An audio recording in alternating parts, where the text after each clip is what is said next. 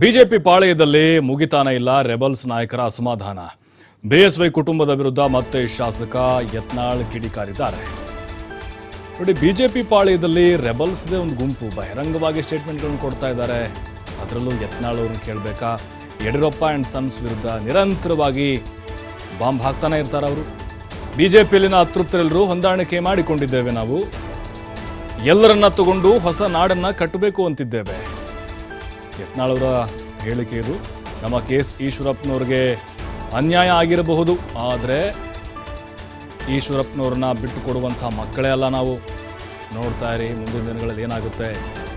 ಸಿದ್ದರಾಮಯ್ಯವ್ರನ್ನ ಬಿಟ್ಟರೆ ರಾಜ್ಯದಲ್ಲಿರೋದು ಯಾರು ಅಂದರೆ ಅದು ಈಶ್ವರಪ್ಪ, ಅಂದರೆ ಅಹಿಂದ ನಾಯಕರ ಪೈಕಿ. ಅನ್ಯಾಯ ಯಾರು ಮಾಡಿದ್ದಾರೆ ಅನ್ನೋದು ಎಲ್ರಿಗೂ ಗೊತ್ತು ಅಂತ ಯತ್ನಾಳ್ ಹೇಳಿದ್ದಾರೆ. ಅಂದರೆ ಯಡಿಯೂರಪ್ಪನವರ ವಿರುದ್ಧ ಗುಡುಗಿದ್ದಾರೆ.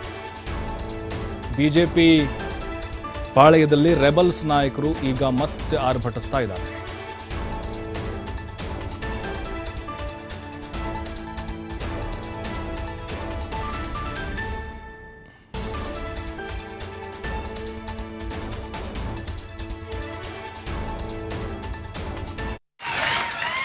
ಇನ್ನೊಂದು ಸಿಂಧೂರು ಲಕ್ಷ್ಮಣ ನಂಬಲ್ಲ,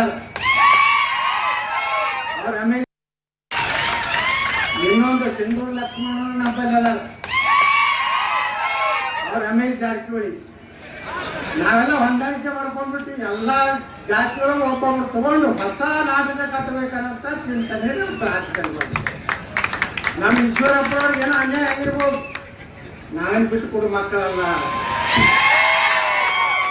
ಈಗ ನಾವೆಲ್ಲ ವಿಚಾರ ಮಾಡೋಣ, ಸಿದ್ದರಾಮಯ್ಯ ನಂತರ ಯಾರಪ್ಪ ಕರ್ನಾಟಕಕ್ಕಂದ್ರೆ ಈಶ್ವರಪ್ಪನವ್ರು ಬಿಟ್ರೆ ಮತ್ತೆ ಯಾರು ಇಲ್ಲ.